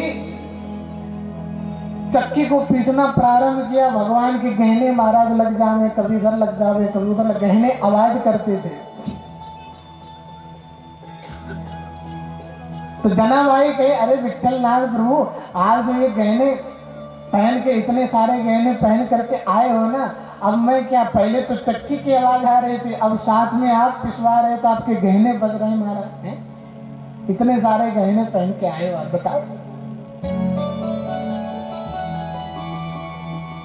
पंडरीनाथ भगवान ने कहा ठीक है, मैं तो सबरे गहने उतार के रख दिए, सोने का वो सब जो आभूषण कड़ूला था सब रख दिए। तब जाके जनाबाई के साथ चक्की पिसवाने लगे भगवान, और जनाबाई का बड़ा सुंदर वो नाम कीर्तन भगवान श्रवण कर रहे थे। अब करते करते महाराज रात तो यूं ही बीत गई जैसे प्रातः काल का समय हुआ। अब भगवान को याद आया, अरे भाई हमको तो मंदिर में भी जाना है, पट खुलने वाला है, सब दर्शन करेंगे। तो जनाबाई से कहा कि अब मैं मंदिर के लिए जाता हूँ, अब तो समय हो गया है, ब्रह्म मुहूर्त का समय हो गया, मंदिर खुलने वाला होगा। भगवान ने कहा कि ऐसे जाऊंगा महाराज तो सबरे देख लेंगे कहाँ गए थे महाराज। तो जनाबाई के कुछ शॉल ओढ़ करके भगवान चले गए, और शॉल ओढ़ करके मंदिर में प्रवेश किए। और जैसे महाराज शॉल उतारते उससे पहले महाराज पंडित पुजारी उन्होंने सबने मिलकर पट खोल दिया, भगवान शॉल ओढ़े ही ऐसे रह गए। अब नामदेव जी महाराज का नियम था, नित्य दर्शन करने के लिए वहां पर वो जाते थे भगवान के। अब सारे महाराज पंडित पुजारियों ने देखा भगवान के सब आभूषण कहाँ चले गए,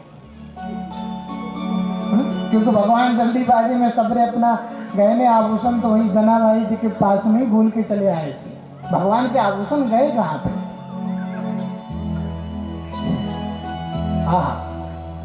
अब देखिए, आप विचार करो, किसी के मन में भी सद्विचार नहीं आया महाराज। इधर नामदेव जी महाराज, नामदेव जी तो वैसे परम भक्त है, नामदेव जी समझ गए थे कि भगवान अब श्री जना भाई को अपने नित्य धाम में बुलाना चाह रहे हैं, इसीलिए वैसे लीला कर रहे हैं। लेकिन जितने भी वहां साधारण जनमानस थे, किसी के मन में ये विचार नहीं आया कि अरे, कि इतनी सुरक्षा के बावजूद भी, इतनी मजबूत सुरक्षा व्यवस्था मंदिर की है, कोई कैसे अंदर आएगा, भगवान का आभूषण कैसे ले जाएगा। तब तक ज्ञानदेव जी महाराज ने कहा ये शॉल तो जनाबाई की लगती है, जना की है। सबरे पंडित पुजारी महाराज जनाबाई के पास पहुंच गए, सबने उनको चोरी का आरोप लगा दिया। महाराज कहा कि आप तो सब गहने भगवान के चुरा करके ले आए हो। अब चारों तरफ हल्ला मच गया कि जनाबाई तो चोर है महाराज, चोर है। और जनाबाई तो ये आनंद ले रही थी महाराज जो भगवान के साथ उनकी वार्तालाप जो मध्य रात्रि में हुई, भगवान उनके साथ जो लीला करी, कैसे विठलनाथ भगवान, पंडरीनाथ भगवान आकर के हमारे साथ चक्की पिसवा रहे था। विवाह प्रभु वाह, जय हो। सबने इधर महाराज चारों तरफ खबर फैल गई, सबने निर्णय लिया कि जनाबाई इतना महाराज सूली पर चढ़ा दिया जाए, उनको सूली पर चढ़ा दिया जाए। और जैसे ही सूली के पास ले जाकर के सब सूली पे चढ़ाने वाले, तो जनाबाई को दुख नहीं लेकिन प्रार्थना की, प्रभु आप जैसे मध्य रात्रि में आए थे और दरवाजा खटखटाया, मैंने तो द्वार खोल दिया, यदि आप ऐसे ही सब भक्तों को फंसाते रहे चोरी के इल्जाम में तो कोई द्वार ही नहीं खोलेगा आपके लिए। ऐसे करोगे आप? महाराज जो सूली थी जनाबाई के लिए महाराज, वो सब सूली पिघल गई। लेकिन संसार का ये स्वरूप देख करके जनाबाई के मन में इच्छा प्रकट हुई कि अब तो मैं नित्य भगवान के धाम में ही चली जाती हूँ, भगवान के वहीं पास में अपने 5 भौतिक कलेवर का वहीं त्याग करके चले गए। तो इसीलिए कहते हैं महाराज परीक्षित जी को भी मुक्ति चाहिए। तो कहते हैं महाराज इसको भक्ति मुक्ति में यही फर्क है। आप मुक्ति के लिए साधना करो, भजन करो, भगवान की सेवा करो तो मरणोपरांत आपको भगवान का दर्शन, भगवान का धाम मिल सकता है। लेकिन आपके जीवन में यदि जीते जी भक्ति प्रवेश कर जाए तो भगवान आपके पीछे पीछे डोलेंगे महाराज। जैसे श्री नामदेव जी महाराज, श्री तुकाराम जी महाराज सबके पीछे पीछे डोलते गए। इसी प्रकार महाराज अनेकों प्रश्न यहाँ पर श्री परीक्षित जी महाराज ने किया है और सुखदेव जी महाराज ने विविध भांति से उसका उत्तर देना प्रारंभ किया है। आगे चल के महाराज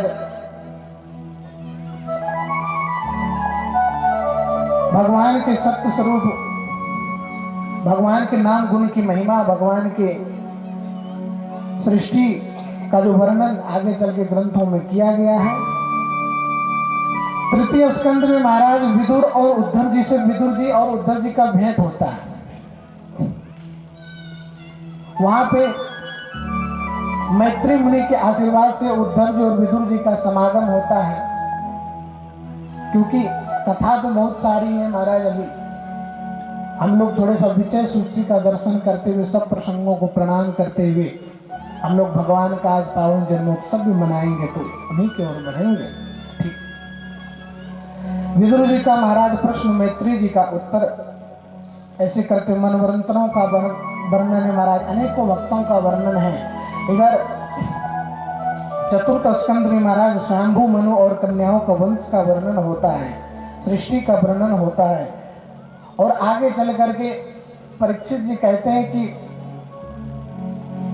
श्री ठाकुर हमारे श्री कन्हैया क्या महाराज जो ज्ञानी व्यक्ति होते हैं, जो चारों वेदों का जो अध्ययन करने वाले होते हैं, जो समस्त शास्त्रों के ज्ञाता होते हैं, क्या उन्हीं को भगवान मिलते हैं? तो सुखदेव जी महाराज ने कहा कि नहीं, उनको भगवान तो महाराज एक भगवान के भक्त श्री ध्रुव जी महाराज हुए, जो उन्होंने 5 वर्ष में ही महाराज भगवान की 5 वर्ष में उनकी आयु थी और 5 महीने की तप ने ही महाराज भगवान का दर्शन उन्होंने प्राप्त कर लिया था। उनको तो कुछ भी नहीं आता था, उनको कोई स्तुति नहीं आती थी। यहाँ पर कहते हैं कि प्रभु इसको थोड़ा सा आप हमें सुनाइए कि महाराज ध्रुव जी महाराज कैसे इतनी कम आयु में महाराज भगवान का दर्शन प्राप्त किया उन्होंने। तो कहते हैं कि देखो परीक्षित,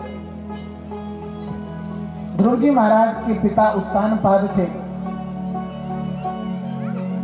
और उत्तानपाद की 2 रानियां सुरुचि और सुनीति थी।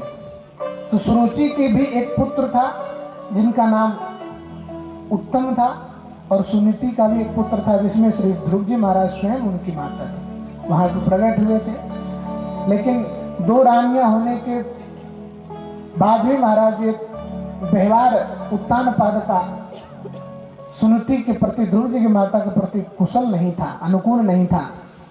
एक दिन छोटी रानी के पुत्र श्री उत्तम को एक जंगा पर सिंहासन पर बैठे थे, उत्तानपाद गोद पे बिठा के लाड प्यार कर रहे थे। ध्रुव जी के मन में आया कि मैं भी पिता का प्रेम प्राप्त करूं, मैं भी पिता के गोद में बैठूं। तो जैसे ही जा करके महाराज गोद में बैठा तो छोटी रानी सुरुचि ने हाथ पकड़कर झट से उनको उतार दिया और कहा कि जा करके भगवान की तपस्या करो, तुम इसके योग्य नहीं हो इस सिंहासन पर बैठने के लिए, पिता की गोद में बैठने के लिए। जा करके भगवान की तपस्या करो और भगवान यदि प्रसन्न हो जाए तो उनसे मांगना कि मुझे माता सुरुचि के गर्भ से जन्म दे, तब जाकर के तुम्हें पिता की गोद मिलेगी। रोते रोते महाराज श्री ध्रुव जी महाराज छोटे से माता सुनीति के पास जाते हैं, सारा वृत्तांत वहां पर सुनाते हैं। जैसे सारा वृत्तांत वहां पर सुनाए, कहते हैं अब देखो आप, यदि हम संसारिक लोग होते महाराज, हमारे बच्चों के साथ ऐसी कोई घटना हो जाती है तो हम लोग महाराज पुलिस, थाने, कोर्ट, कचहरी सब कर आते, करते हैं कि नहीं है?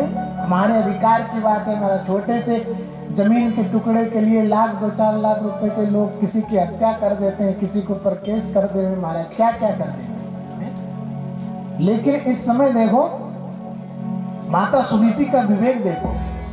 जैसे ध्रुव जी महाराज ने सारा वृत्तांत सुनाया कि छोटी माँ ने हमारे साथ ऐसा व्यवहार किया है, तो इसी को दूसरी दिशा दे गई सुनीति माँ, कहे कि बेटा इस हाड़ मांस के शरीर के पिता की गोद में बैठ कर के क्या करोगे?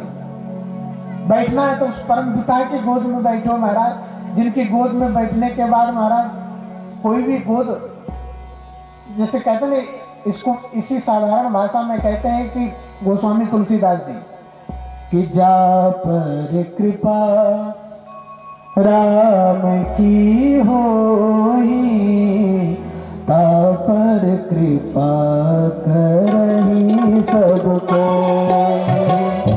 जा पर कृपा राम की होई, ता पर कृपा करे सब कोई।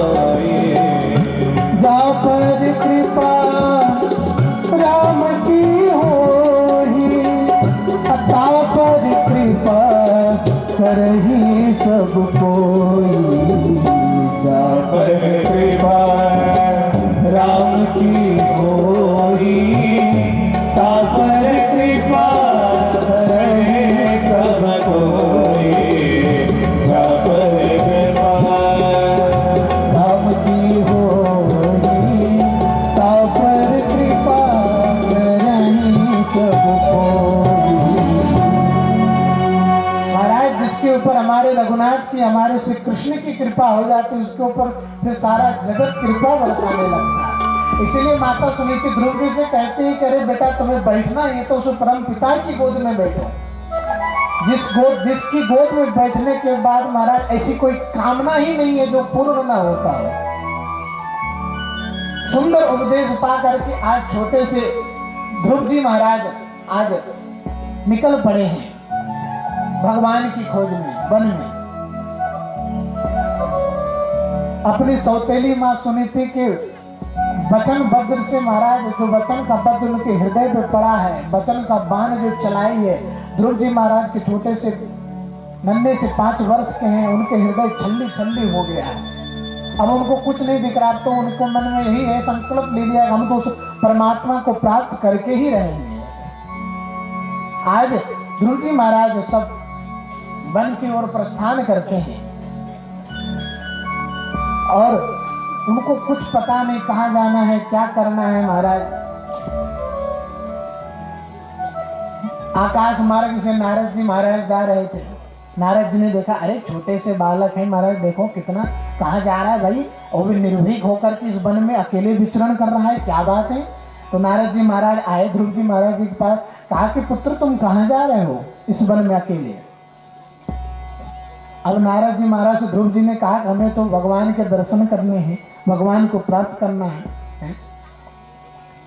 अब महात्मा तो महाराज ऐसे जो संत महापुरुष होते हैं ऐसे पात्रों की तलाश में ही रहते हैं, खोज करते हैं, हमें भी कोई ऐसा भक्त मिले महाराज जिसको। नारद जी ने कहा अच्छा, तो नारद जी बड़े प्रसन्न हो गए। अरे 5 वर्ष का बालक और भगवान के प्रति इतना इनको प्रेम है, भगवान को ढूंढने के लिए चला जा रहा है, वो भी अकेले इस वन में। अब जाकर के नारद जी ने कहा थोड़ी सी परीक्षा तो ले लो। नारद जी ने पहले बहुत डराया, बोले अरे बेटा तुम इस जंगल में भटक रहे हो, कहाँ अनेक तरह के हिंसक जीव इस जंगल में हैं, तुम्हें खा जाएंगे, शेर भालू महाराज कितने प्रकार के जीव घूमते हैं। बोले वो सब हम कुछ नहीं जानते हैं, हमको तो भगवान के दर्शन करने ही महाराज। सब तरह से महाराज जब नारद जी ने परीक्षा लेकर के देख लिया, नारद जी ने सोचा चेला तो पक्का है महाराज, जो कान में मंत्र फूंक दिए। हाँ बोला बेटा तुम जाओ और जाकर के वहाँ तपस्या करो वन में, इस मंत्र का जाप करना, भगवान तुम्हें दर्शन ही जरूर दे देंगे। अच्छा कोई महाराज कोई बोलता है कि नारद जैसे होता है ना, कोई हमारे बीच में होता है, कोई एक दूसरे का कान फूंकने वाला होता है, झगड़ा लड़ाई लगाने वाले होते हैं, तो कहते हैं ये तो नारद जी का काम करने वाला। कैसा मतलब बुद्धि का भेद प्रकट। लेकिन नारद जी ऐसे नहीं है। नारद जी महाराज जिन जिनको मिले हैं उनको भगवान मिल गए हैं। नारद शब्द का यही अर्थ होता है महाराज, ना रद्द, मतलब नारद जी की बातों को जो कोई रद्द न कर सके महाराज। ध्रुव जी महाराज के कान में फूंक दिए मंत्र। बोले प्रभु, अब मान लो प्रभु से कह रहे हैं प्रभु हमारा चेला हो गया है, अब देखना इनको, ध्यान देना, इनके ऊपर कृपा करना। अब कहते हैं महाराज यदि आपकी पहुंच यदि परमात्मा तक नहीं है, भगवान तक नहीं है, तो महाराज उनको पकड़ लो जो पहले परमात्मा तक पहुंचे थे। आप यदि कोई बिजली का तार पकड़ लो, जिस व्यक्ति को करंट लग रहा हो, यदि आप भी छुड़ाने के लिए चले जाओ तो आपको उतने ही जोर का झटका लगेगा।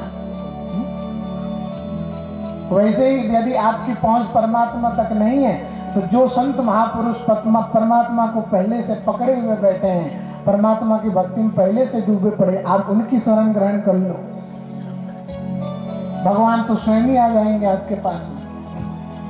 ध्रुव जी महाराज के पास में कानों में मंत्र फूका है, ध्रुव जी महाराज चल दिए तपस्या करने के लिए, मानो प्रार्थना कर रहे हैं महाराज कि मेरा छोटा सा संसार हरि आ जाओ एक बार, मेरा छोटा सा संसार हरि आ जाओ एक बार, मेरा छोटा सा संसार हरि आ जाओ एक बार, ओ हरि आ जाओ, हरि आ जाओ, ओ हरि आ जाओ, हरि आ जाओ, ओ हरि आ जाओ,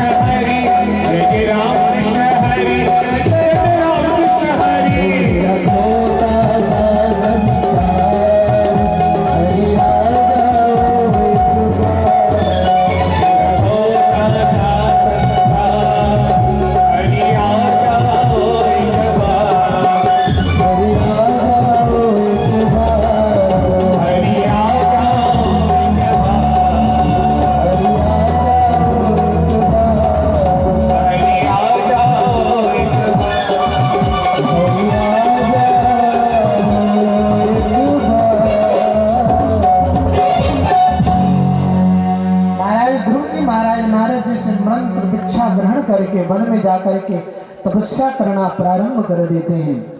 और जैसे ही तपस्या करना प्रारंभ कर दिए, पहले महीने में महाराज सप्ताह में एक दिन भोजन करते थे। जानते थे भैया भोजन कर लेंगे, आलस आएगा तो फिर भजन क्या करेंगे भगवान का है? यही तपस्या का क्रम चलता गया महाराज। दूसरे महीने में फरहार करके श्री ध्रुव जी महाराज ने तपस्या करी। तीसरे महीने में महाराज केवल जंगली पत्तों को खा करके, जल पी करके ऐसे ही तपस्या करना प्रारंभ कर दिया। करते करते महाराज जब 5वें महीने में अन्न जल सब चीज का त्याग करके महाराज सांस अवरुद्ध करके परमात्मा का ध्यान कर रहे हैं, तो ऐसा मानो महाराज सारी सृष्टि में वायु अवरुद्ध हो गई। देवता लोग हाहाकार करने लगे, प्रभु सृष्टि में तो वायु चल ही नहीं रही, क्या हो गया है? भगवान श्री नारायण कहते हैं कि अरे मेरा एक भक्त दर्शन की प्रतीक्षा कर रहा है मेरा। देवताओं ने कहा कि भगवान जल्दी जाओ, उनको दर्शन दे के आओ। तो भगवान कहते हैं अरे भैया मैं तो अपने भक्तों को दर्शन देने नहीं जाता, मैं तो अपने भक्तों का दर्शन करने जाता हूं। मैं तो कब से प्रतीक्षा कर रहा था कि आज मैं ध्रुव का दर्शन करूं जाकर के। अब जैसे महाराज देवताओं की प्रार्थना से भगवान नारायण श्री ध्रुव जी महाराज के ऊपर कृपा करने के लिए पधारे। भगवान दर्शन दे रहे महाराज, आवाज लगा रहे हैं अरे ध्रुव उठो मैं आ गया हूं। ध्रुव जी महाराज की अंदर ही अंदर महाराज भगवान की छवि का दर्शन कर रहे हैं। तो भगवान ने सोचा भैया इनको ऐसे जगाऊंगा तो नहीं जगने वाला, इनकी समाधि कहाँ टूटेगी।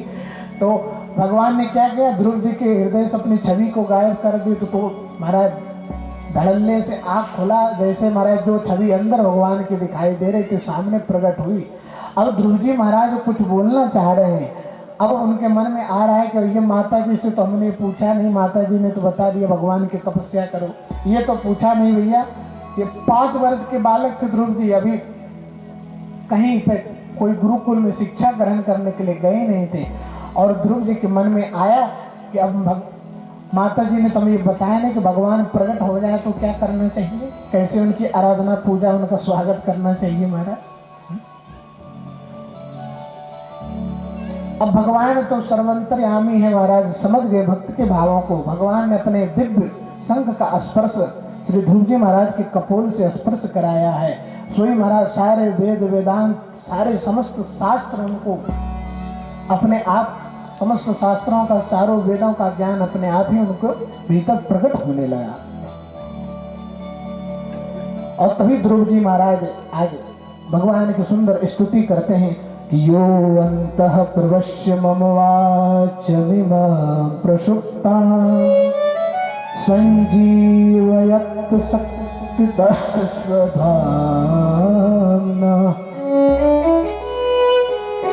अन्यास्तहस्तचरणशरणत्वगाधीन प्राणानमो भगवते पुरुषाय तुभ्यम्। दिव्य भगवान की स्तुति करते हैं और जाकर के अब भगवान कहते हैं कि बेटा तुम वर मांगो, क्या चाहिए।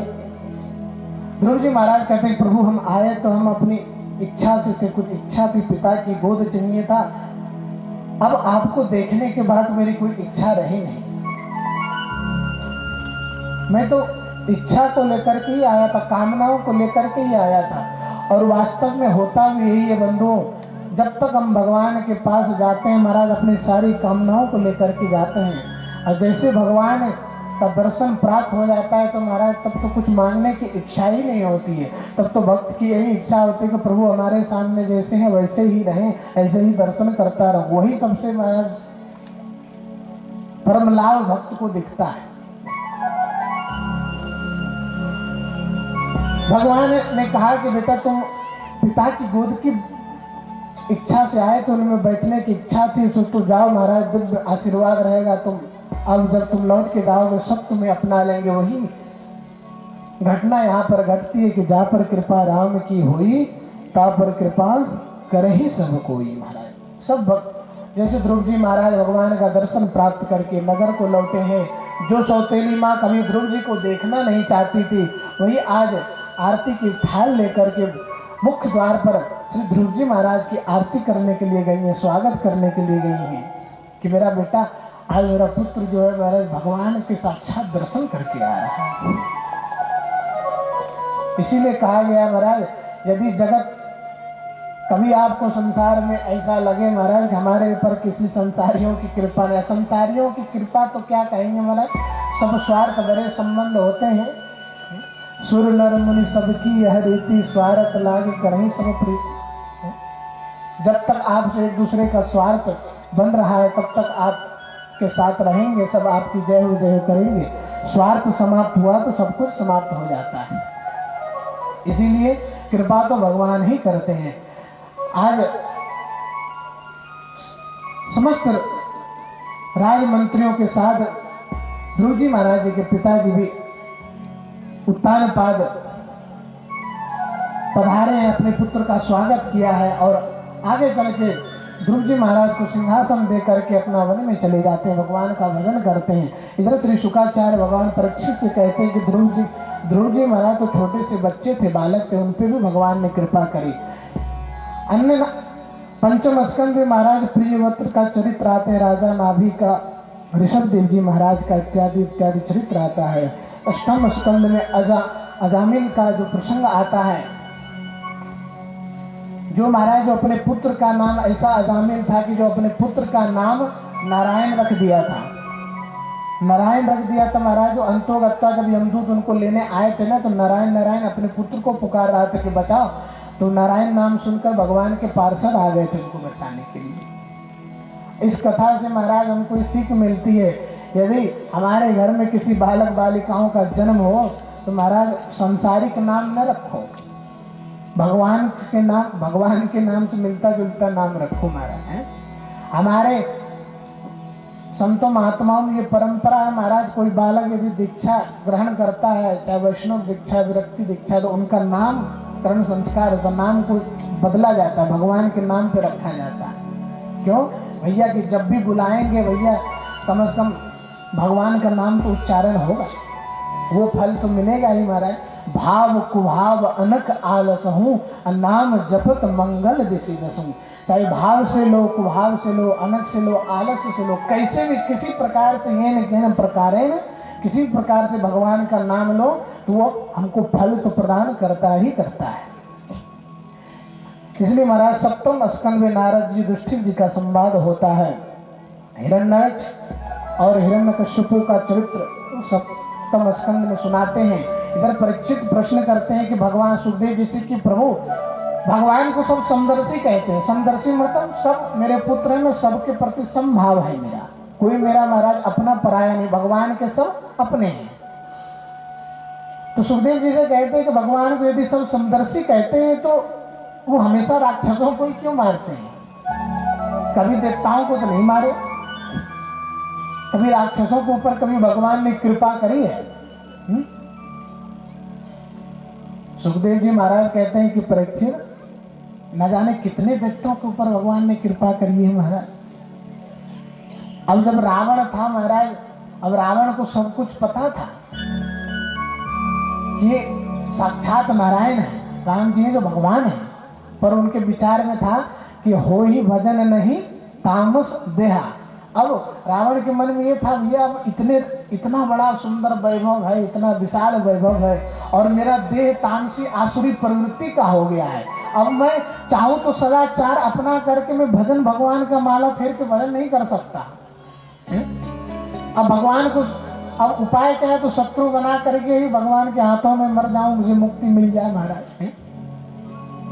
भगवान भी कहते हैं तुम्हें मोहे नाते अनेक मानिए जो भाव। तो वैसे ही सुखदेव जी महाराज